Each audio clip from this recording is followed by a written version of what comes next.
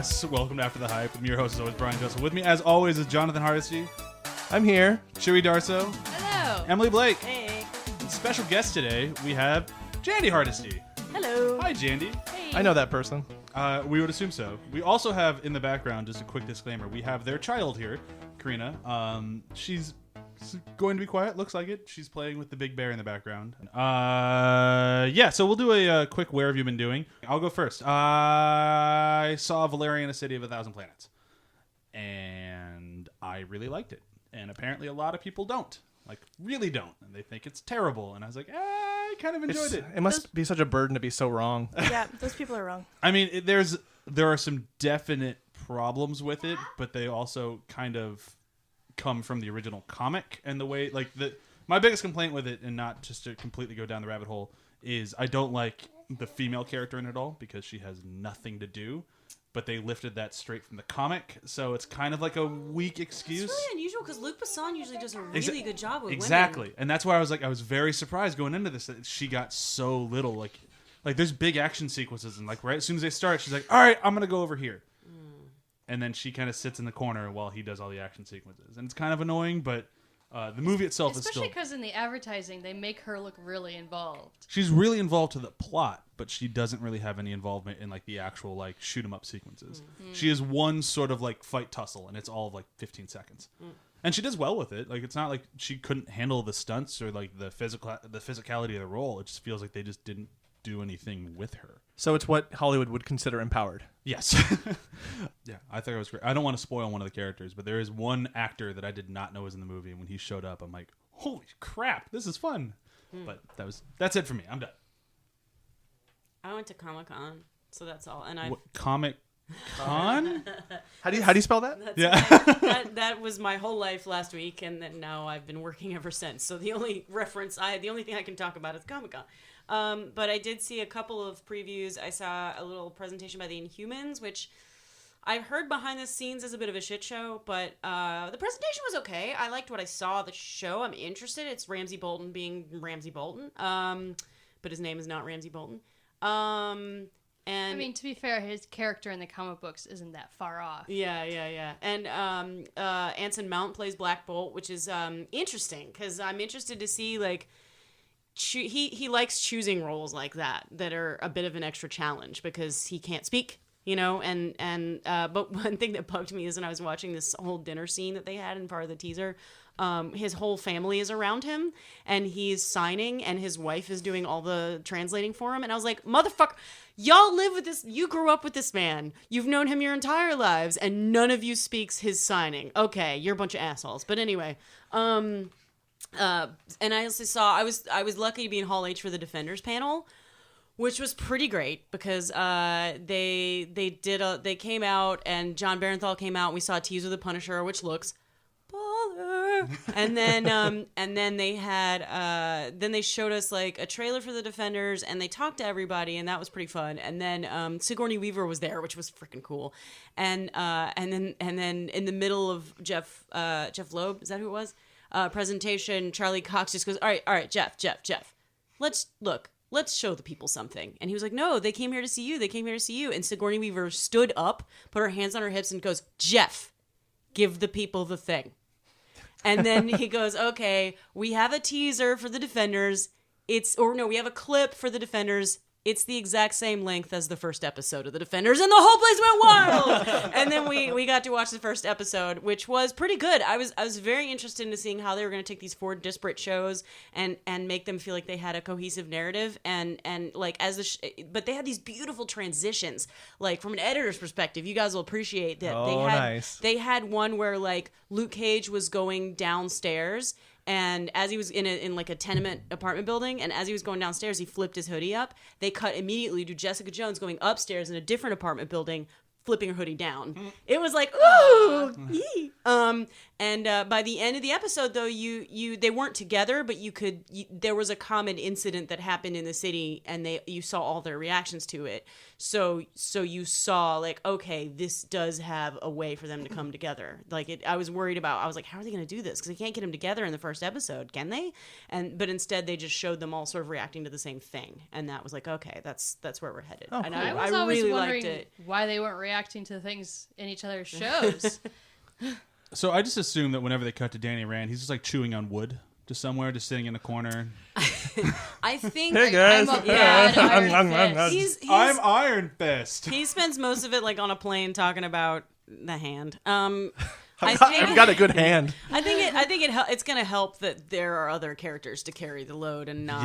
Yeah. So There's Kind promise like in of Game them. of Thrones Yeah. when we thought he was really great. Oh, he shouldn't be that bad with. Oh God, he's terrible.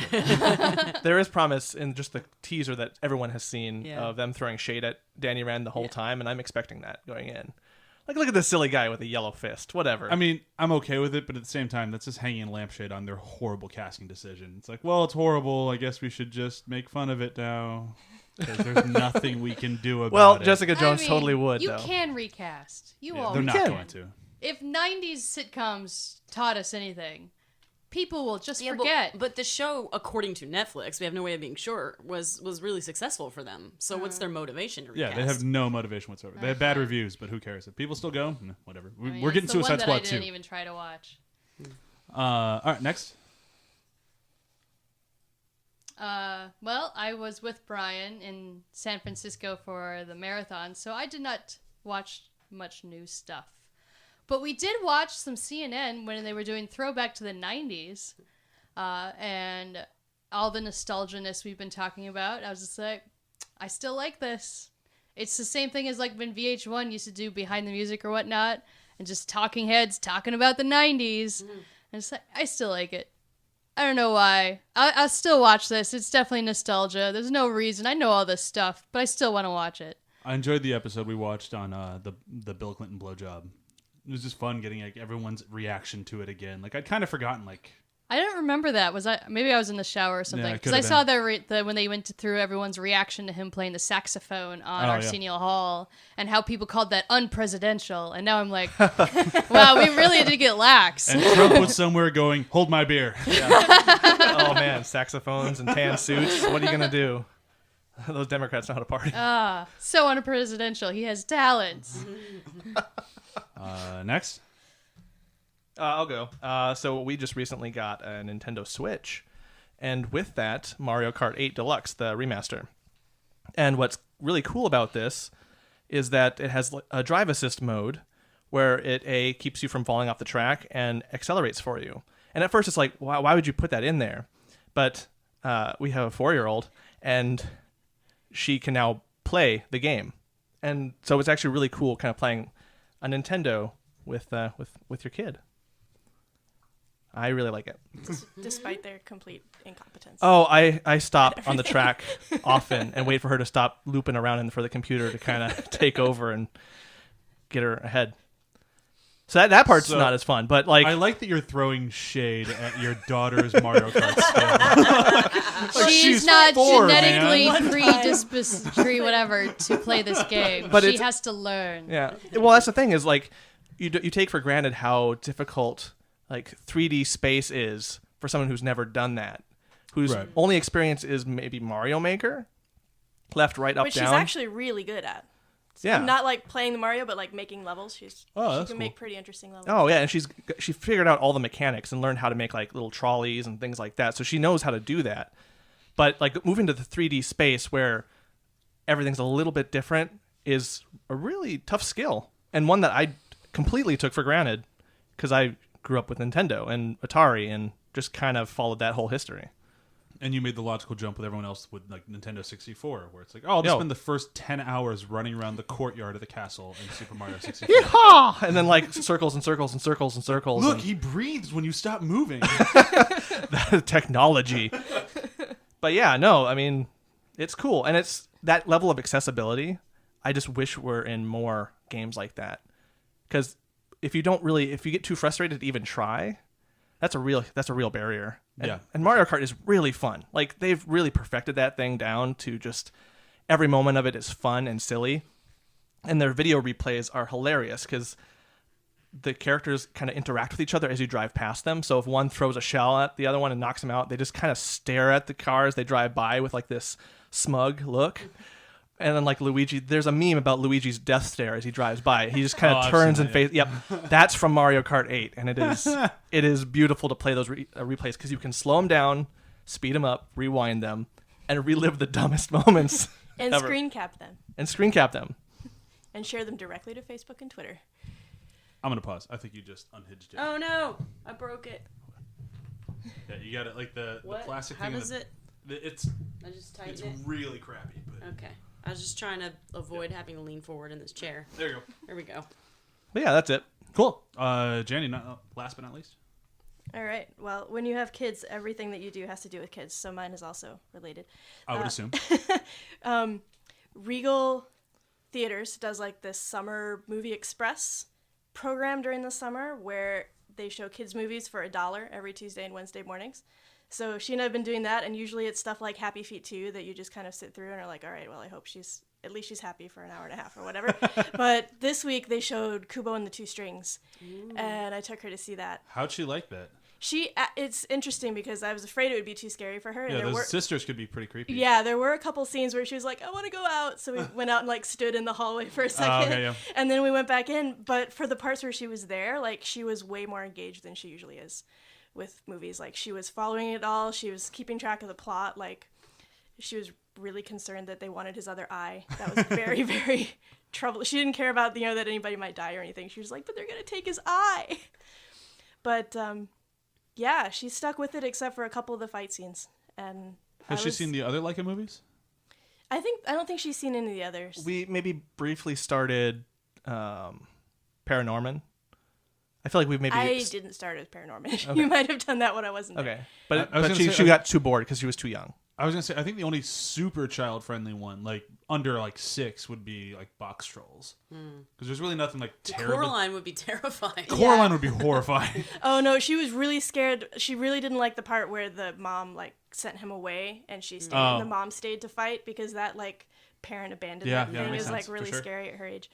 So And she understood it. That was when you told me that was amazing to yeah, hear. she understood what was going on. So yeah, I'm probably like a terrible parent for taking my 4-year-old to see this No. really I scary think that makes movie, you a but way better parent. Dude, like I was saying that to my in-law aunt, land-law, whatever. I don't know what to call Sandy. I don't know what relationship that is.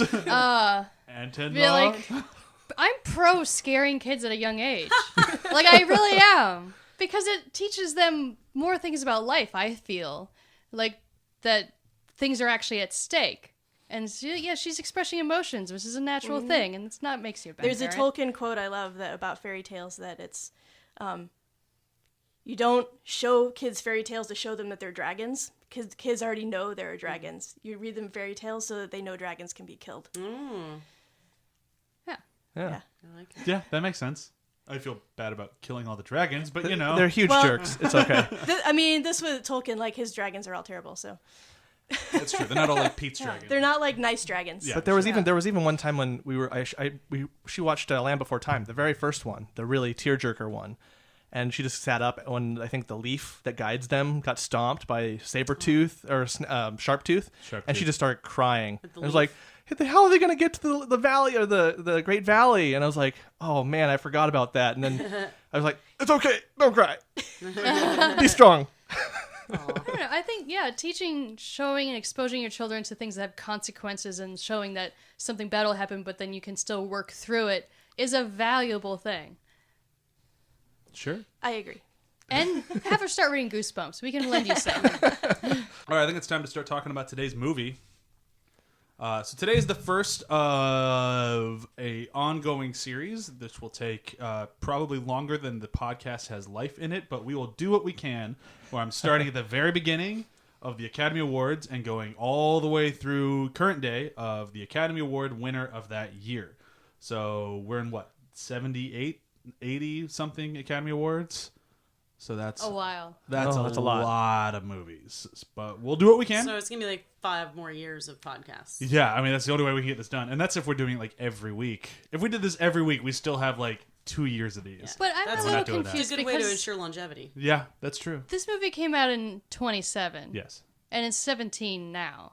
So that's 80 years, or 90 years. Oh, then I guess maybe it's 90. I just can't. Were there years where there were no Academy Awards? I don't know. No. No, it says Jandy. There's a reason we called Jandy. Right. When I said I was doing a classic film, there's one person that comes to mind whenever I think of classic films, and that's John's Jandy. wife, Jandy. Excellent.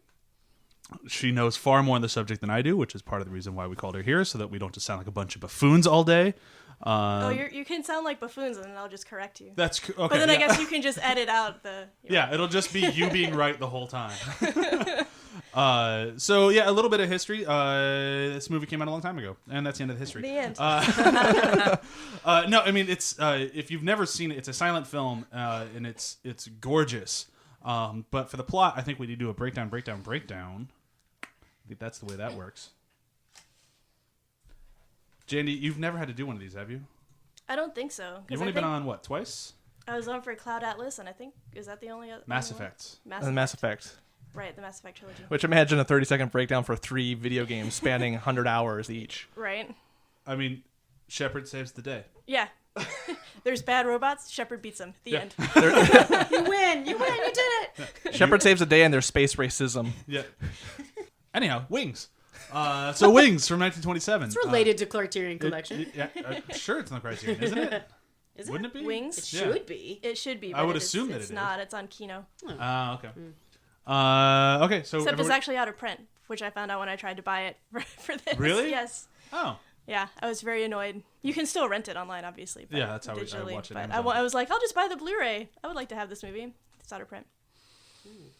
So, note to like an Kino, oversight. put it back in print. Wait, this came out in 1927. Wouldn't this be an anniversary this year? Shouldn't it be re-released this year? Maybe that's why they took it out of print. I mean, That you could- would yeah. assume there'd be like a That would make 90 sense. year or 80 year. I can do math. That would make sense. Anniversary? Maybe that's why it's out of print. It's coming Yeah. back out this year. All right, are we ready to go? I'm ready. All right, so Wings from 1927 in 30 seconds. Here we go, go! All right, it's 1917. War's breaking out. 2 guys from the same town in America head off to World War I. They're excited about flying planes. They don't know what war is yet. But they're both in love with the same girl, but she loves one of them and not the other one. She loves David. But the girl next door, Mary, loves Jack, but Jack doesn't know it. Despite initial conflict, Jack and David become close friends. And eventually David is shot down behind enemy lines when he steals a German plane to try to get home. Jack shoots him down again. Oops. Yeah, I'd say that does it. Oops. Oops. That was one of the best watching the movie with Chewie. I'm like, I bet he's going to shoot him down. And then it happened. I'm like, oh, God, I was kidding. I didn't mean it. Stop it, movie. Woo. And then I just started talking about pre-code stuff. Yeah, I just didn't expect this movie to go that dark. I don't know why. I just was like, yeah, I mean, it just kind of, like, the way the movie starts with them like, I'm just working on the car. I was like, I don't think this will have an incredibly dark and sad ending. Nope. It goes there. He got the girl at the end, though. So, the right girl. I think the girl got him at the end. You could put it that way, yeah. Yeah. And then the other gal just The other whatever. girl's just Yeah, dead. she She'll be just... fine. She's just alone. Which is really, it's like, well, Jack, you could have her now. I mean, David, but. I mean, you killed David. So. But it makes sense for it to be that dark. I mean, they're coming off of a war, and it's the Depression. Oh, it totally You know, makes sense, so- yeah. Actually, the Depression hadn't happened yet when this movie came out. Yeah, this is This is pre- Yeah, you're right. Yeah. right before the Depression. But Yeah. still, I mean, they had just come out of World War One. Like, Yeah. it kind of makes sense that this movie would be that dark. But it's still just like, when I think of like silent films and like the old timey like super fast motion, that sort of stuff, I don't think of very serious heart punching films unless I'm thinking of like Bicycle Thief or something like that. But Well, I don't know, M. yeah, that's true. You know? I think it's just because it was so Wait, corny. was M silent? M silent? I Oh, my know- bad. M's I not haven't silent. seen M. Okay. But like it's so corny in parts of this, I didn't expect that turn. Like especially Yeah. like the drinking sequence, the bubbles, if Oh you will. God, Yeah. the bubbles. Bubbles. Oh, Can we talk about that? Yeah.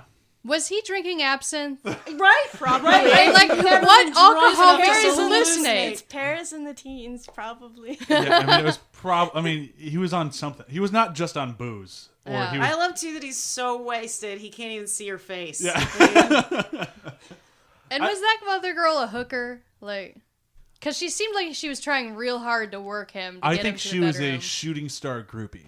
Shooting star groupie. Yeah. Okay. That makes sense. So that was one thing we breezed over. I'll say it a lot throughout this thing. His nickname is the Shooting Star. Yeah.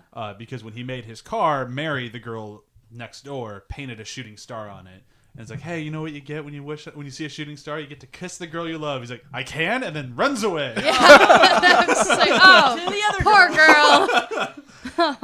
It's like, When she said that, I'm like, the dude's gonna run away, isn't it? yeah, Oh man. oh, that's not gonna go out well for you. So basically, the plot of the story is, it's really, if you look at it from Mary's perspective, she just had to wait for a man to be broken down into nothing Yeah. and lose his best friend, and then she could finally Then get she's him. When he's a desirable. husk of a man. Yeah, he murdered his best friend. He's gonna have some pretty severe PTSD. Oh, God, yes. She's and like, survivor's finally, I guilt. can have him. Like, I imagine that, and we know his affinity for drinking. Like that That marriage did not is end not well. gonna go well. There was not any back then they didn't even think psychologists were good. Yeah. They thought they were quacks. They're trying to be weird. So yeah. He was I imagine definitely 5 years into that marriage, there's a lot of shut up and give me my bubbles. She's in for a really horrible nightmare. Yeah. It's a very happy movie we're talking about. Yeah, no, it's I mean, pretty. we dark. just know It's a pretty little too dark. much about history when it comes Yeah. to that. I think what's great about that scene is just the special effects on display. There's a lot of special effects in this movie that are done amazing. But Oh yeah, like the double exposures, like the overlay, like in like the processing, like all like this movie is incredible. Like for a film school like nerd, incredible. It boggles my mind how they're able to do so many aerial shots with how much cameras weighed back Yeah. then. Now, Jandy, do you know anything about how this was filmed at all? The aerial stuff is all filmed in the air. Like, I think some of it, I was just trying to watch it. I don't know for sure. Yeah. But some of the planes being shot down look like models to me, but most of the stuff in the air is shot in the air. And was one of the towering kind of technical achievements of the silent era for that reason. And a lot of the stock footage of it was reused in films for years because, like, why go do that again? Yeah. when you already have It would this. cost so much. Now, do you know? This was the one thing I was trying to figure out. Like, there's obvious parts where there's like they're in front of a screen, and then there's parts when they're not. Do you know if like? Do you assume like all like the inserts were probably like in front of a screen, like when they're like turning around, like yeah, I'm getting away? Yeah, probably. Because I remember like when I was in college, my teacher insisted that like no, they were just taking off. They just put a camera in the back and had him take off and had him turn around, so the actor was flying the plane. I'm like, I don't. Yeah, I think don't that- know for sure. I don't know Yeah. for sure on that stuff. It does look like the back projection on like a built thing, but man, it's so close that it's hard to tell, and that's what surprised me the most. Like there are like I think a handful of shots where like you can definitely tell there's a screen behind him, but more often than not, like you honestly can't tell, and like that is No. impressive as hell. And it mixes those so well. There's a scene where the Germans are bombing the one village, Oh, and they just drop actual bombs. and and And just That destroys an actually found actual that rather village. terrifying. Like some of the shots, I'm like, oh god, this was pre like OSHA. There's like no, I don't know if there were stuntmen, but what did they know back then? There's no wires. There's just bombs going up into these actors. Need safety. And those buildings blowing up are not models. Yeah, it's like You terrifying. can tell, like, I the love explosions the are the there. shot like down like the chute of them dropping bombs. I'm like, oh, I wonder how this works. Oh, they're just dropping bombs. I love that everyone today is like, ooh, this movie uses practical effects. Screw you and your practical effects. Like, dropping real bombs. yeah. What are you talking about? We're just blowing things up.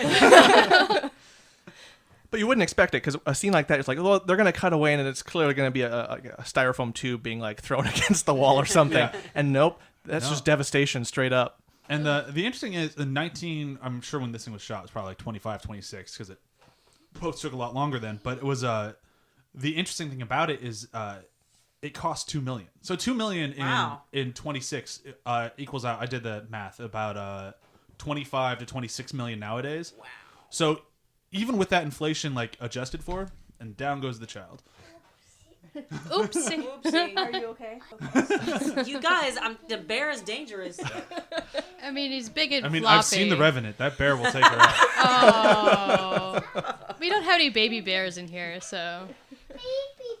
Now you put an idea in her head. Oh, I hope that came through. Anyhow, so it costs about made today, it could not be like you can't make it. A movie like this with that many like say practical effects, if you will, but like for 25 million, Just drop no real chance. bombs. I was thinking the whole time I was watching that first big aerial battle, like, first of all, I mean, we haven't brought up yet how that was obviously the influence for Star Wars. Yeah. I mean, you could see it in some Oh, of the yeah. shots. You were like, Yeah. oh my God, that's exactly a shot from Star Wars. But I was just thinking about how that movie was Star Wars for some people. I mean, Yeah. to be sitting in an audience and seeing that in 1927 on your screen, you would have been just like mind blown. Yeah. The same way Totally. people think about like the opening shot of Star Wars, or the way I felt about the opening sequence of The Matrix. Like Yeah. this would be that movie for a lot of people. It's incredible. Like, even watching it now, it's incredible. Like, how well they did it. Like, it's nuts. But yeah, you're right. Like, it's funny watching this thing because I'm not sure if this one's commonly listed as like an influence on Star Wars, but it definitely is. yeah. For sure. Like, this thing really kind of dictates how we shoot aerial battle sequences. Oh, well, that shot where, I mean, there was a lot of shots of dudes getting killed, like a lot. But there was one, like, really early on in that first battle where he gets hit and then slumps over. And, I mean, that's almost exactly Oh, a yeah. shot from Star Wars. Oh yeah, totally. And the way he moves around in his unconscious state Yeah. is very much like they're probably up in the air. There's Oh. some sort of gravity thing going. Like, you can't fake that. You can see the wind on their face. Yeah. Yeah. Like in their mouth, on their cheek and such. But like the slumping of the head, when you watch these videos of people on roller coasters passing out, it's the same Yeah. exact movements where like they can't control that. That's not a thing you can act. And Do you it's, think someone actually passed out during filming? well, or they're just Kinda hope so. They're They actually shot him. yeah, they shot him. they definitely hurt Here's our their practical neck. effects. Blam! Now we're going for a ride. Casting call for the main characters are Workman's huge. comp's not a thing yet. We're flying to the hospital. Wait, is Hopefully Workman- you make it. They had unions. Was Workman's comp a thing in 27? I'm not sure. We're not a history podcast. We're a movie podcast. Let's just assume everything in I like 1927 was super shitty. Yeah. Except for the booze. Except for the the booze looks great. Booze is great. It made you hallucinate bubbles. Yeah. What I could wish be better? Booze did that. I think one thing that I really liked about this, and it kind of ties into how we consider pacing and time now, is that this movie takes its time for everything, but because of it, the tone shifts work really well. As like you have a break from the really darkness of the battles, and then you go to like Paris for their partying, and get right back into like what's effectively the worst part of the movie for everybody, for the characters involved, the final put. And it's just it's great how that length of time allows it to change it up a little bit and be very kind of like casual about it. The thing that I find interesting, like talking about the pacing, is like when I watch silent films, and I haven't seen as many as I probably should have, but I've seen a fair amount. I have more often than not, I have trouble sticking with it just because I'm so used to like modern cinema that like I just like my brain just kind of automatically just starts tuning out after a while. I was invested in this thing the whole way through. And like it's a different quality of silent film because like I've seen so many that it's just like, yeah, these are good movies, but like I've seen the story replicated so many times that I just don't really care anymore because I know exactly where it's going because it's been remade and remade and remade to where it's now just like standard storytelling. Whereas I go to this one and like the way that the story's told, like it's kind of cheesy, it's definitely dated, but like it still had me invested. Where like I knew the characters immediately, I knew who each one of them was, like I knew like the relationships, and everything just came across crystal clear. Like it's just really great filmmaking. And like you look at that, like, and yeah, I can see why this thing won Best Picture. I don't really know what it was up against, and I definitely haven't seen those. But Not very many. yeah, Just looking back at the history, I'm like, yeah, they're like 5 movies a year. well, yeah, I mean they weren't being made nearly as often, but I enjoyed the story. Like I thought it was a fun ride. I enjoyed like the character changes. Like now I'm forgetting which one's which.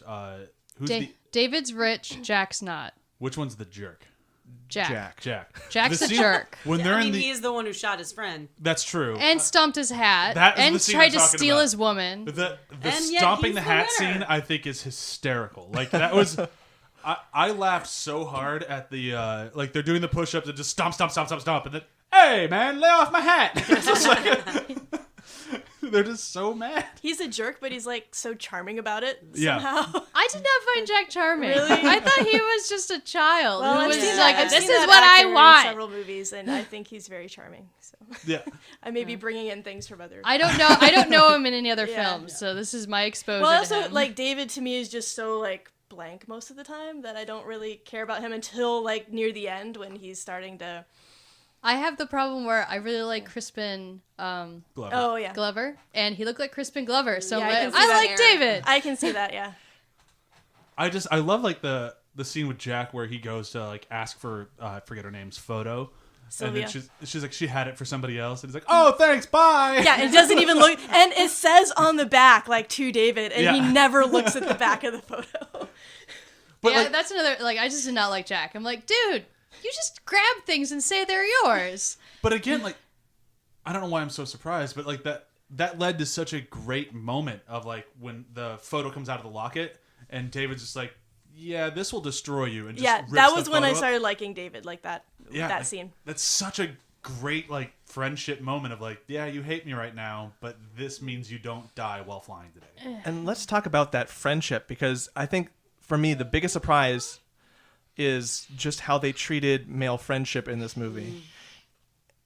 The level of affection that men were apparently able to show is like, it makes you sad that they're not allowed to show that today. There's actually a lot of writing and stuff that's been done on their relationship as homoerotic, and I don't really see that. I just think that doesn't really come across at all. no, I don't That's think so the at all. problem. Especially because, Back like, at then- the end when when he's dying and he kisses him, people are like, "Oh, that's the first gay kiss on screen." I'm like, people just kiss. Like, Do they David have to kissed be his gay? mom on the lips in the first scene, like when Yeah. he's leaving her. I'm Yeah. like, people just kissed more than. And you're right. The fact that we don't give men permission to be straight and buddies anymore, like no homo, you know, and it's like- affectionate. And and show openly affection. Like affectionate, it's all like such homophobia Yeah. that anytime two men show affection, it's automatically like, well, I don't know, it's stupid, it's gay. Yeah.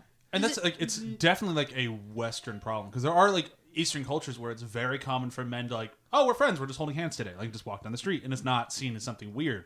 But you go into like America, like these sort of like cultures nowadays, and yeah, like this movie would definitely be seen as like the first gay kiss, and it's like it's clearly not. Like you Or pay even attention with to the any French. They kiss each other French on the people- cheek all the time. There was that Yeah. decoration scene where he's just kissing them after he gives them the medals.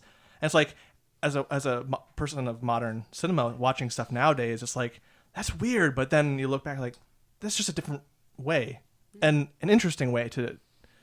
I don't know. I really appreciated that. That was the look. only scene for me. Like the whole of their friendship never bothered me. The dude giving them the awards, I was just like, okay, he's getting real personal. He was Like that wasn't like in a gay thing. He That was was just like he's kissing getting them like underneath their chin bone, like yeah, like on he their was getting neck. But he's in their neck. French. You know what? That was a nice beard.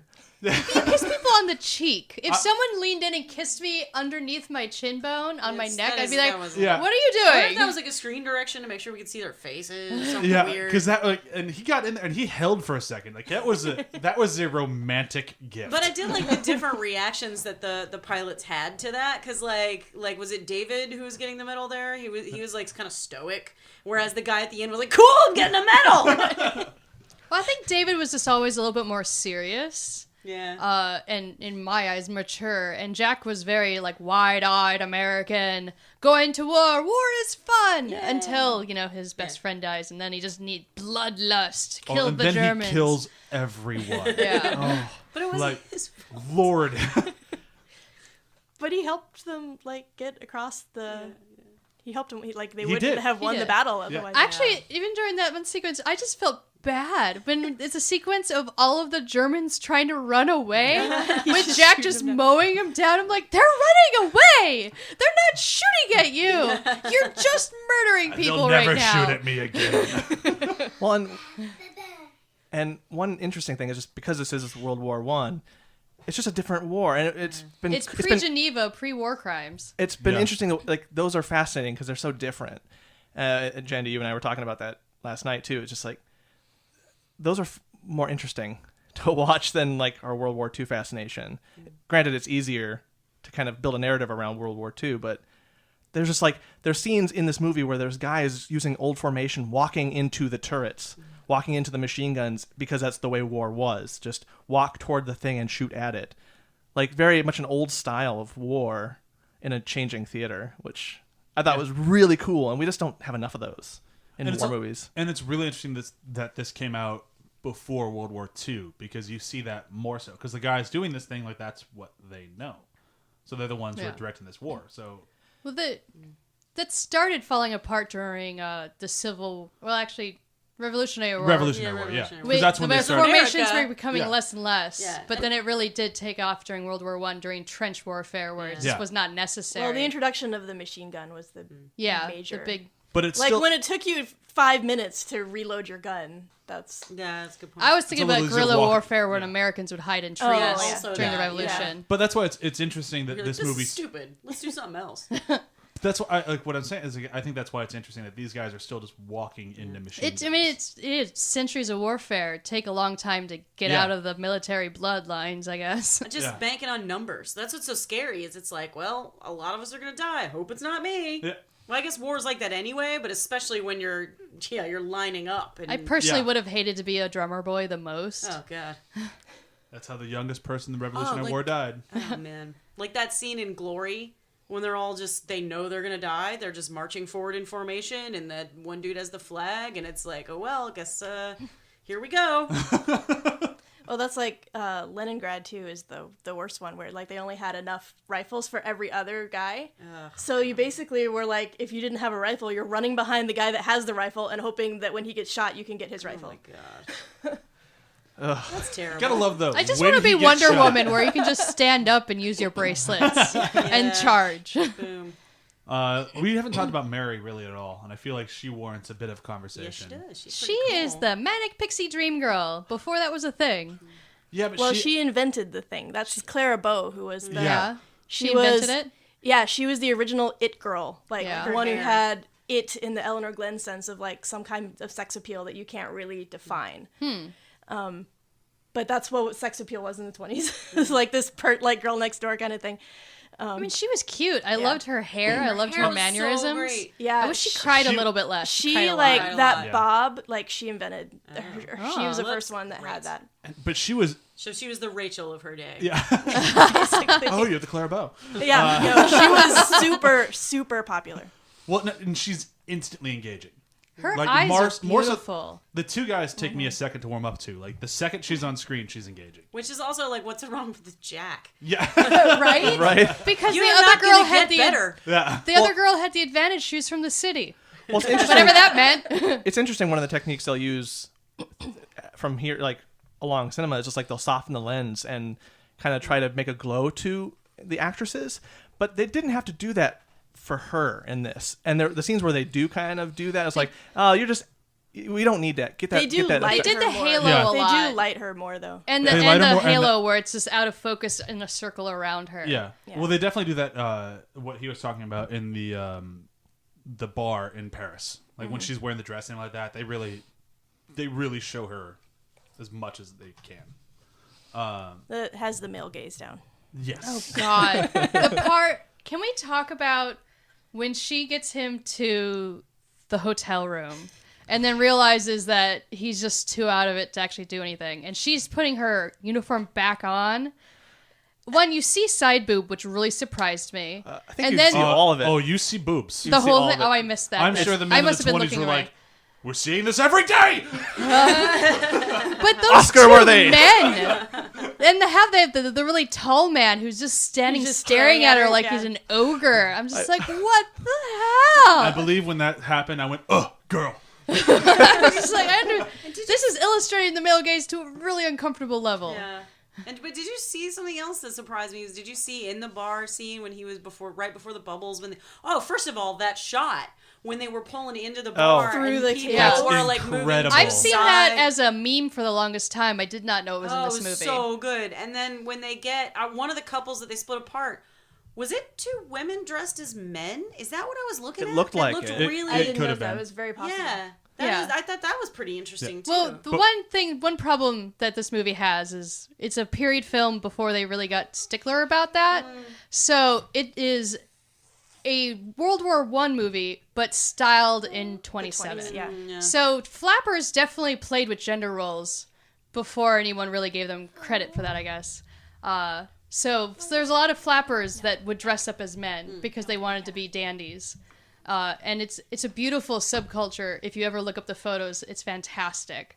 But yeah, this movie's kind of weird in the way we're like, it's supposed to be like 1915, but they all look like they're in 27. And this is It still really doesn't bother me, but that's because it's now 2017, and Yeah. it's like, close enough. It's like 10 10 years apart. off is fine. But like stylistically wise, it was huge when it came to fashion and Yeah. social change. The And this- differences between the eras. And this Sure. is still pre-code, correct? This is Yeah. pre-code. Still The Well, it's codes- before the code. It's not technically pre-code if you want to get technical. Okay. Well, explain that. Yeah. Okay, pre-code as a era is 1930 to 1934 because the production code was introduced in 1930. Like that's when it was written, and everyone said we're going to agree to this. I just does everybody listening to this podcast know what that means? I'm sure they don't. Shall Yeah, I guess explain the pre-code? code. Yeah. Oh my goodness. Okay. So Take us to school. It's very in the fascinating. classic era, there's a thing called the production code, which all the studios kind of agreed to. Like they wrote it and they agreed to it to kind of keep the content in their films clean because they were getting a lot of pressure from Catholic groups and from government groups saying your movies are too dirty, like we can't have these out there. Sex, violence, and like crime, like crime being seen as okay or like Divorce was a part of glorified. that too, wasn't it? Divorce too, yeah, all and- those kind of things. So they were getting so much pressure that in 1930 they all got together and like made this production code, wrote it, and proceeded not to follow any of it at all. we made it. Yeah, just like violated everything completely. But the idea was that they would self-govern so that they didn't get outside censorship. But they didn't do that, and by 1934 it had gotten like so bad that they were getting a lot more pressure, and they finally decided, okay, we gotta abide by this. So between 1930 and 1934 is called pre-code because the code, they've written the code so you know what's in it, but it's not being enforced. Okay. So anything before 1930 is kind of technically before the code in that they didn't have a standard of decency, I guess. But if you talk to classic film historians and call something before 1930 pre-code, they'll stop you on it. Okay. Because it's technically after the code was written, but before it was enforced. Because I just remember when Brian had me watching Some Like It Hot, Yeah. and how it was a big deal when I forgot his name. The one that ends up marrying the dude gets in the bed with Marilyn Monroe, and like there's a man and a woman in a bed together, and how that was like a big deal at the time because technically the code was still in effect. The production code was in effect until 1968 when it was replaced with the MPAA rating system. But he it was started kind of breaking down in the 50s, and more producers and directors started trying to push it. And Billy Wilder, who did Some Like It Hot, was one who pushed it almost every film. He tried to do something that would like break it up. So yeah, there were a lot of things. But I mean, one of the earliest ones was like Gone with the Wind saying damn in 1939. Like that wasn't allowed. And they were like, we need this for this scene to work. Oh yeah, it's And- such a classic Yeah, line. it's Yeah, iconic. and they put it in, but that would have been against the code at the time. Huh. Interesting. And now a ding sound Yeah. is what we learned. No, that stuff gets really fascinating. And then when you go back and watch these ones that break the rules, you're just like, whoa, look what they thought breaking the rules were. Like it's Yeah, so they- cool. But this They one look- took place they're tame. before the rules were in place, Yeah. right? Yes. But Okay. even those are interesting too because you can kind of tell where people would have objections to it. 'Cause This was actually fairly tame compared to what you'll see in the pre-code, like 1932, 33. Era. I've heard of the things that they did during that period, and yeah, I was just like, we had all that stuff in movies back then. Oh yes. Oh my god, that's like almost more it's- progressive it's than now. Tame. It's tame compared to now in terms of that, but some of it is progressive. There was but a lot of progressive things. what pre-code. happens a lot is you get like a woman who will do like all kinds of crazy things, like be really super liberated, and then to like appease the censors at the end, they'll have her just like the last scene will be like she gets her comeuppance, and you're like, this is so awesome. Oh my god. They broke it. Just sorry, brief sidebar, but do not get me started on Stormy Weather. Like that makes me physically angry for that very reason. I don't know that movie. That's basically she decides to like doesn't need a man and set out on her own, and the lesson that she learns is that was a terrible idea. Yeah, and she never really walk is a away man. from a man ever again. Ugh.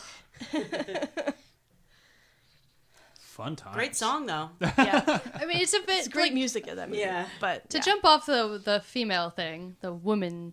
I forgot her name. The it girl. What's her name again? Mary. Clara Bow? Oh, Clara Bow. Claire Bow. Bow?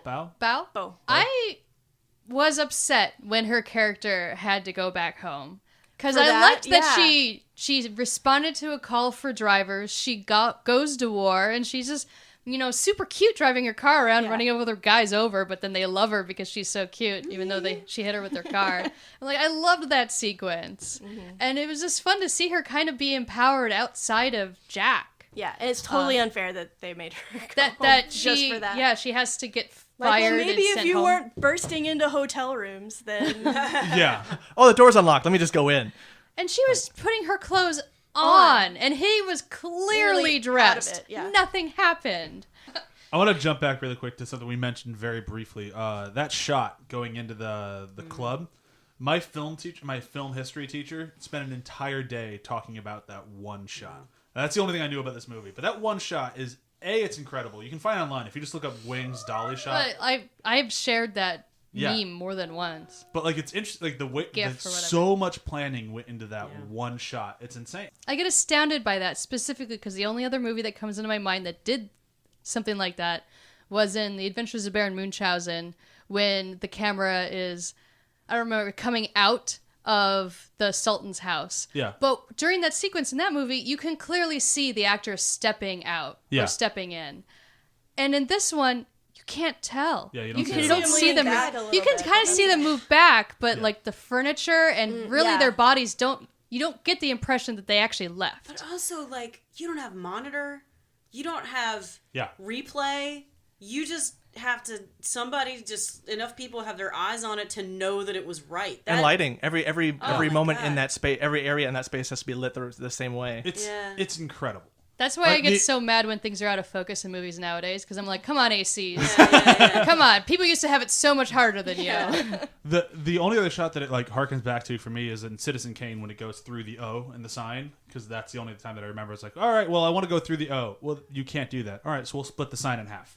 We get through the O, you rip the sign in half, and it looks like you go through the O. Wow. Nice. And Yeah. it's like, that's the sort of stuff in old film that I geek out about. These really cool shots. I'm like, that's impossible with the technology that they had. And no, it's possible. it's possible. They even do We that. just put more elbow grease into it than you I just- lazy bastards. Last night when I was on set, my computer had a meltdown, and for 5 minutes I couldn't type things, and I was just like, "What do I do?" Film is impossible. Get a notebook Shut and it a down. pencil. Shut it down. But there was also that scene with David and Sylvia in the swing in the beginning, where that camera's doing the same type of thing. If that had been 3D, I might have gotten sick. Yeah.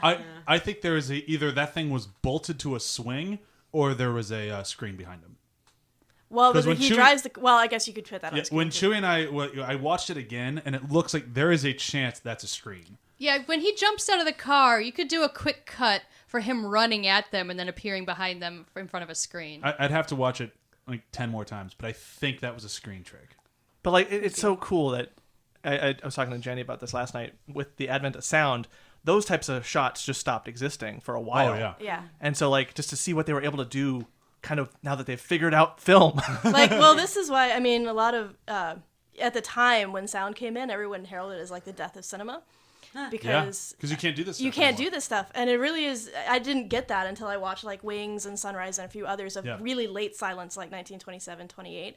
But they had a height of artistry and effects and things that they were able to do that just died for about 10 years. Well, because it requires yelling at each other and moving very loud things Yeah. out of the way. And Until they invented good boomsticks and lavs and stuff. Right. where Well, I mean, they're- they also, when they had the sound cameras, they were much larger. Yeah. And Yeah. you couldn't move anything around them because the microphones would pick it up. Yeah, So- I remember reading so much stuff about them hiding microphones in flowers, so that's why so You many just women watch just look Singing like in the they're Rain. yeah, talking it's to one of my favorite vases. scenes in Singing in the Rain.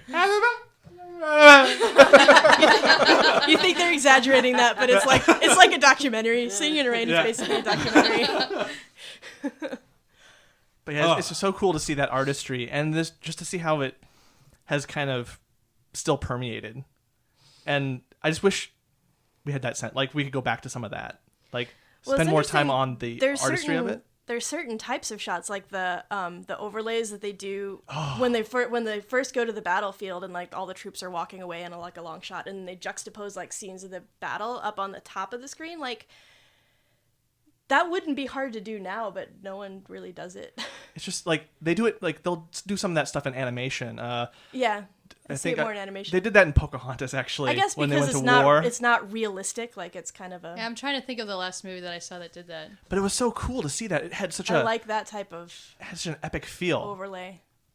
Yeah, no, this movie is epic, like Brian said earlier. Oh yeah, it's epic as hell. And it's those techniques that are really doing that. And I just They should put that on the new Blu-ray. Epic as hell. epic as hell. From after the hype, epic as hell. Epic as hell. After the hype. That's the best sound blurb they can get, or like it's one of the most famous movies of all time. But yeah, some podcast. Podcast Right. is epic They as seem to hell. like it. This movie might have a chance. The name of this episode, Epic as Hell. Yeah. But yeah, no, it's just it's cool to see those effects and just taking that for granted. I definitely have taken that for granted going to film school and getting so wrapped up in like Kubrick that like, man, there's a lot of this stuff that inspired him, you know, and all Yeah, these things communicate that level of artistry and kind of technical artistry that as a digital editor, like I feel like we're kind of we're at war with that. Yeah. I'm just looking at some of the stuff on Wikipedia as you guys are talking. And I'm finding what I think are interesting things. Like there's a one sheet for the poster that's just a picture of Clarabelle. Oh yeah. Huh. And it's Yeah, just well, she her was the draw. wings. She Yeah. was the star. And she's in it. I mean, it's a long movie. It's 2.5 hours. I'd say she's in it for like 45 minutes, maybe, probably even less. Mm-hmm. But yeah, she's still the face on the movie. And it's always cool to kind of see these movies where there was a star who was the star kind of doing what they do. Yeah. And like we've mainly gotten rid of that. We don't like that sort of thing much anymore and kind of really push against it. Yeah, we've talked about it before on here. There's a couple still like Tom Cruise still is Yeah, Tom Cruise Tom's- doing Tom Cruise things. because Tom Cruise, it's still a guaranteed return. Like Yeah. it's very rare his movies. But- Even if they don't make money here, they'll still make There's money overseas. almost nobody. I mean, for a while, Will Smith was that. Yeah. But Yeah. now there's yeah. nobody can open a movie anymore. And It's there's really no only Even Tom Cruise. I mean, The Mummy failed. not overseas. Oh, really? Oh. Huge overseas. Chris Pratt is still pretty popular for himself, I think. But, like, we don't not after have- Passengers, which Passengers. I'll After you talk describe about, Passengers, I'll to talk me, about it next week. Fuck. Oh boy.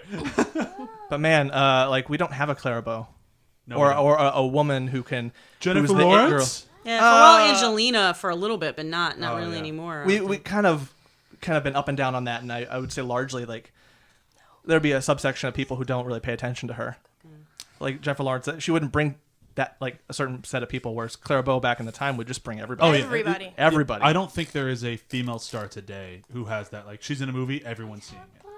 It was That's all partly probably because the roles that we give women now or are terrible. so- Yeah, It's not just But the it's- but role; it's it's, weird. really the accessibility. Yeah. If you wanted to see an amazing, beautiful woman, you have to go to movies back That's a then. good point. Yeah. Because you didn't have, you might have some magazines, but you definitely don't have television or the internet much Now you yet. can go on Pornhub.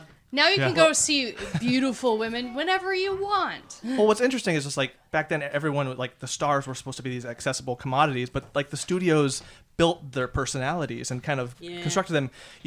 Well, they were encouraged to keep a certain persona instead Yeah. of like chameleon into different roles. They were just this is gonna sound possibly wrong, but I think it's more likened today to reality stars. Like these people are paid to be that person. Like that is your entire job to be that person. Granted, back then it's because they're movie stars and you get to see them be that person in these roles. Whereas today it's like we pay millions of dollars to idiots to be idiots. But as long as they keep being that idiot, we'll keep paying them millions of dollars. Right, and it was to an extent where if you've seen the movie Hail Caesar, they kind of play on that. The Josh Brolin character is actually a real person who would actually go and kind of keep tabs on people, make sure they behave, cover up their mistakes, and discipline them if they kind of broke their contract and how to behave. Yeah. And that was really fascinating, and you must remember this has a really great thing about that. But that's kind of how these stars can they bring in everybody. Everybody wants to know what Clarabelle is up to. Well, yeah, and that's a good point because you also have Twitter and Snapchat and Instagram. Yeah. I mean, you can keep up to date with their lives and feel like you know them as people without necessarily going to see them in the movie. Yeah, it's well, and then like you would know their off-screen lives because Yeah. of the magazines which the studios publish. Yeah, and So- now so it's these all people- just Yeah, fake and- everything is Well, published. Fake news, It's these people, it's sad. their publicists saying it sometimes, but sometimes it's genuine that you really see their, like, that's when they say stupid stuff. And then they come back and you're like, oh, and they apologize. And you're like, wow, you actually said a dumb thing because you don't have someone running all your, Yeah. like, you don't have a studio running your persona. Yeah. I remember, I don't remember what tabloid it was or which actress it was, but I remember reading about the first time people got the sensationalized things about actors. This one actress was caught in the act, like, cheating on her boyfriend or husband, and she had a bow and arrow, and she shot an arrow at a photographer. And they had a photo of her doing it. Like, I don't remember what this was, but I remember reading about how this is the first time people got the scandalous stuff about stars' lives, and then tabloids were a thing. Yeah. Like, that's She where sounds like a they badass. like that's She where it does. broke. That's like where it broke, where they could no longer control their image completely. But now that I think about it, it's like it's weird because for all that star power and that her big draw, she's essentially doing nothing more or less than what any female co-star would do now. Well, yeah, but the thing that I find the most interesting about her being the big draw of this movie is how little she's in it. Because she's a major part in the beginning, and then she shows up to the war, and you think she's gonna be a major part of the war, and they don't even know she's there. Like, they find out that she's out too. yeah, they find out that she was there because she gets kicked out, and they read it in the newspaper. Like, oh, she was here? Huh. It's weird that she quit though. That doesn't sound like her. No, she's probably fired. Oh, okay, back to war. And it's just like, Mary's not like that. yeah, it's just such a quick little like, that doesn't sound like her. Moving on. Yeah. No, it's the whole thing about the time it was made, and women aren't actually supposed to be that active. No, I get that, but it's still just like, if she was the star of your film, it's still a very minor role compared to the other two guys. Was it considered a large role back then, or would she I mean, have she's the larger face role? on the poster. Like, Yeah, you but I look- mean, like, for in general, like, would this amount of screen time been considered a large role for a woman? Not necessarily. I mean, they made plenty of major, films made, that were led by women. But you wouldn't really have expected a woman to have a major role in a war film, probably, Yeah. Oh, that makes sense. at that time. I think it's time to move into quotes, which is difficult in a silent film. I remember mine. I don't know if it's. I've got mine verbatim. written Let me see if I down. can pull up the So verbatim. I did throw out a qualifier to everyone that if you did not feel like writing down one of the things they said, I will take any title card as a quote because there are no actual words in this. So if there's one thing that particularly spoke to you, all of those fly. Can we talk about the sound though in the film a little bit Oh, sure, why not? before since it kind Yeah. of feeds into this thing of quotes? Yeah, I assume the print that you guys saw had some synchronized sound in it. it did. Okay, what did you guys think about that? It felt really out of place. Did it? Yeah. Is that what Lucasfilm did? Because I noticed they were in the credits. Well, Ben Burt, who did Star Wars and stuff, he Yeah. was the sound consultant for the restoration. But it's. I just wondered if it struck you guys as out of place or if it felt anachronistic. I had It to. Because it depended- actually isn't. But I just It depended on when it happened. Was it in the original? Well, it's complicated. They did have sound at the time. Yeah. Because 1927, they had been doing sound in shorts for a long time. Yeah. So there are a lot of films from 27, 28 that have some amount of synchronized sound effects. None of the prints that we have surviving from that time have synchronized sound. Well, this one is also not the original print. Like, the original print of this is gone.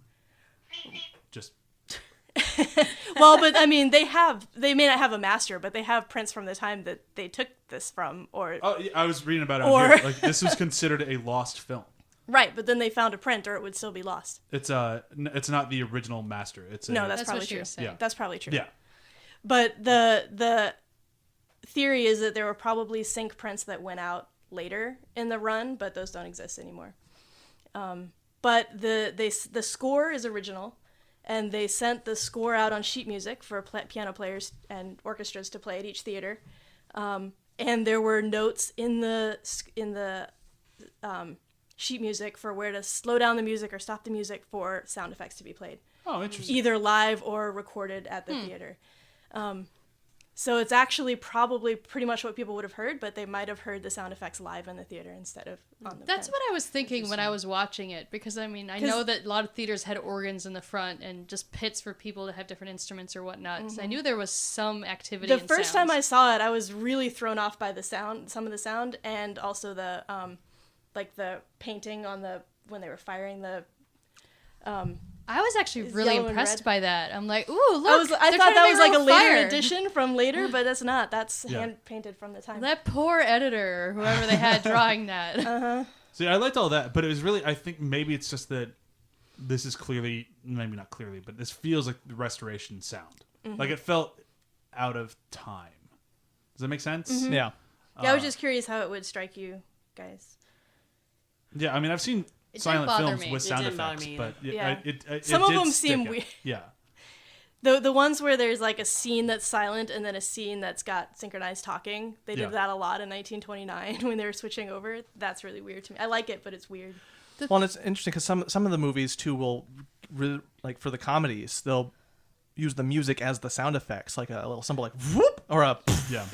like a cymbal Like crash. the Looney Tunesing. Yeah, Chaplin stuff, where it's like the music will kind of do like a zoop, like an uptick for something funny. Whereas this, yeah, it's like it does feel very weird, but it feels like we're coming upon a change. See, for me, I want to say it's like half the sound effects that bothered me. Like, because like all the plane stuff, didn't even notice it. Like that just felt organic. But like when the car started in the beginning, that one just felt really weird and out of place. It's funny, like it's not all of them, but some of them felt weird. It's kind of the weird thing I get when like I do a first pass of editing something and I don't have any sound effects in there at all. It's just the music. But then I put one sound effect in there, so I'm showing it off as like here's the cut so far, and it's like nothing, music. It's like boink, and it's like that's okay. That's weird. kind of odd. That's Boink. kind of odd. So like there's that kind of sense of like, is this intended? And that's Yeah. the first thing I even asked you was like, is that supposed to be that way? Yeah. But silent films were never really silent, though. Well, yeah. But they were non-talking films, so that's what. They were not talkies. Yes. The thing that in my brain, the whole time I haven't watched very many silent films. And whenever I do, I'm just constantly going, there's so much more happening on their faces. They're saying so many words, and all I get is a one-sentence title card. What were they saying? Are they? In lot my of brain, times I'm they're- like, there's either like way more depth to this, or you're all just swearing at each other. a the lot whole of times time. they're not even saying what the dialogue is supposed Yeah. to be. I'd love to see a screenplay. Yeah. And see I what would the love to difference- just go back in time to just watch them and be like, so what are they actually saying to each other? Are they yelling at each other about laundry? Like, is it mundane, or are they just coming up with absurd things? Well, and so then there's also in Hail Caesar that joke with the actor, the American actor trying to do the prestige kind of ballroom thing. Would that it were. Would Well, that then it it's were. were. Would that it were. Like those, I'm gonna be Han Solo. but like those things, they would spend all that time on that, and it would just be a really simple title card. Yeah. Well, then there were a couple times they put up a title card that was like, okay. And I was like, I think I could have understood that he meant okay without you putting that title card Or it's up. okay, and he just went through an entire paragraph on his face. Like, I'm not typing that. These things take forever. All right, I'm going to say quotes. Alright, I'm just gonna say mine really fast because I definitely can't find it on the internet, but it threw me for a loop the moment I read it. It's when Clara comes in for the first time, and he's like, and there's his neighbor Mary, who he picked up at a fire and then later regretted it. Like, that's not an exact quote, but that's pretty much what it said. I went, what? So wait, he picked her up at, like, he literally said he picked her up. Like, was that, like, they had a one-night stand? Or he just was nice to her? Or what does that mean? Did he rescue her I and thought it regret meant he that? rescued her from a fire. That's what I Oh. assumed too, yeah. In my brain, they met at a social event, like at a fire, like a Did fire, they use like picking Oh, you someone mean up in that way? you mean like a bonfire? like a bonfire. I thought it said like bonfire or something, and then like a high school bonfire? yeah, that's what I thought. Homecoming? In my brain, and then he's just like regretted it because now she's never left him alone. Right. I mean, no matter how you play that Basically regret, fucking that's still Roger weird. and- Yeah. She won't leave. Oh, she's so attractive, but why won't she leave? So mine was it's during the drinking scene, and he was just told he needs to go back to war because all of their leaves were canceled. He needs to go back, and she's like, "You need to go back to war," and he just looks and goes, "No war, just bubbles." And then starts like assaulting the bed. Well, no, he was still in the bar. then. That's in the bar, yeah. Oh, yeah. I just remember. I picked When Your Time Comes, You're Gonna Get It. Said by a man who promptly got into a plane and crashed and died. He should have had a good luck thing. He would have been fine. Oh, was that the guy who didn't have his good luck thing? Yeah, that was The- Mr. White. Mr. White. Yeah.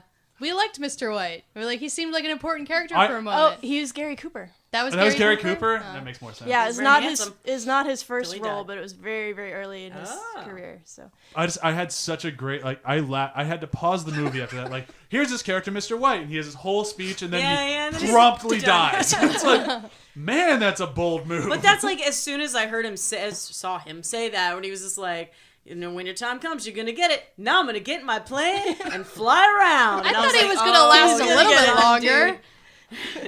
Like, did he even get out of the vicinity of the No. base? No. Nope. He was doing some like trainee loops and just looped into the ground. Oh my god. And there was another plane and went, that was a cool crash, though. Yeah. Yeah. I almost kind of wish it was even more lackluster. Like he just drove a foot and then the plane just exploded. Bet you wish you had a teddy now. Where's your good luck charm now, punk? Right. Next. Okay, mine was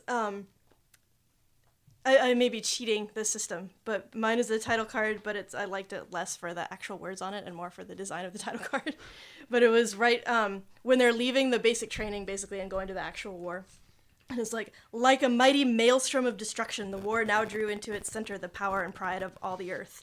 And there's an actual whirlwind behind the title, Oh, yeah, and that's then pretty they cool. actually like burn the film or something so that the words on the title twist. That's pretty cool. I remember that. It was pretty good. I'm very into title design, and that was very, very an interesting and innovative one. Satisfying. Yes. Who hasn't gone? Mine. Mine's just because of when I first read it, I had to do a double take.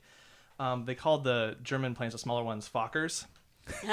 And so the title card is Pursuing one Fokker, David lays himself open to attack by the other.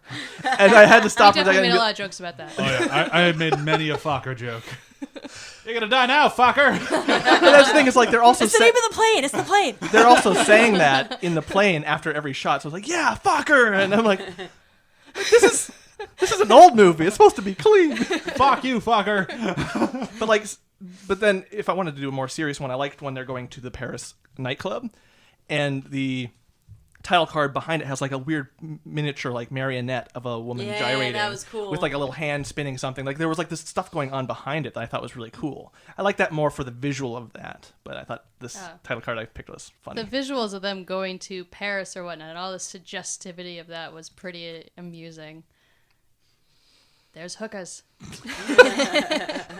There's hookahs and bubbles afoot. It's Paris. French ladies. Was that everybody? Right? That's Yeah. everybody. All right. So the review system for this is going to be the same as every one of these episodes.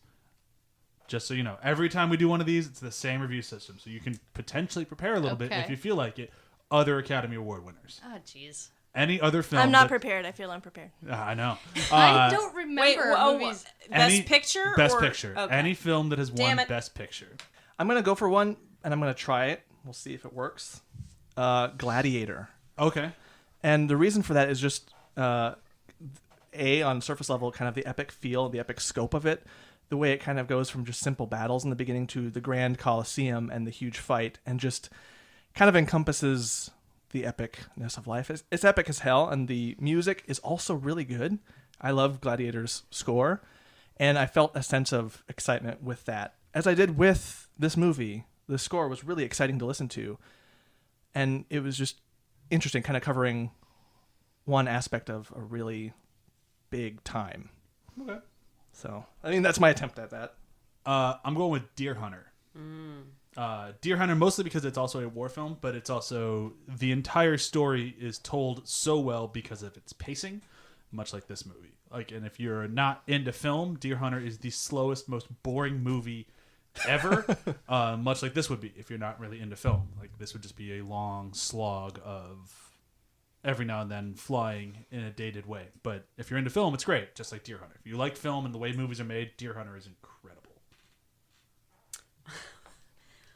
I'm going to go with Romeo and Juliet because, guys, this movie is also depressing. And you see boobs. There we go. I'm going to go with one that I'm not sure how I'm going to tie this in. Dances with Wolves.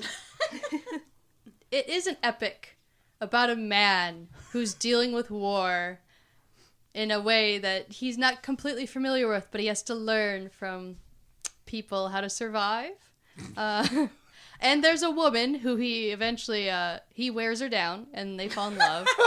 But in this movie, the man is worn down by the woman, kind of.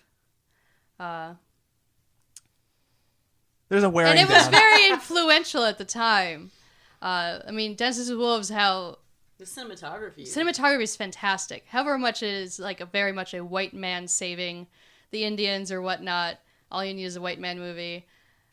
If you just ignore that, and just watch it for its epicness and how it does show war in a rather grim way. It's very from a different perspective, which, especially when Wings came out, they probably didn't have very much perspective on war and what it would actually entail beyond going, it will make you men. It's interesting, and it's beautiful, and it's an epic. Is there anybody else? Yeah, I still have to go. I'm trying to decide. Because I think it would be too much of a punt just to say All Quiet on the Western Front, since it's basically the same movie. I was going to say either All Quiet on the Western Front and The Artist are both cheating. Okay. Western Front. I was going to say the other one I was thinking about was West Side Story, because this movie takes place on the Western Front. So. Okay. It works. Well, I mean, the Germans are the sharks and the Americans are the allies of the Jets. It's wall-to-wall music. Dude, There if you we go. had Yeah. people In a in way. planes clicking their thumbs, like that would have been amazing. Oh, that's just the hanging engine- out the side of the thing, just staring at him. I got you, you fuckers. I'm so into that movie. Well, the Paris scene would fit right in. Oh, yeah, totally. Yeah. Are you done yet? Almost. I hope that. As Karina has said, we are wrapping this up to a close. Next week, we have Free Fire is the name of that movie. I don't know how I'm forgetting the name of that. Sitting right there. Yeah, I know. It's just right over there. So we have Free Fire, and then the week after that, we are probably going to be taking off because I failed at scheduling. But that's okay. So thank you for everyone for coming out. Karina, do you want to say hi? Say hi to the microphone. Talk in the microphone. Say something. Hi! Say get out of here, guys. Get out of here, guys! Do you want to say goodbye? Say goodbye! That works.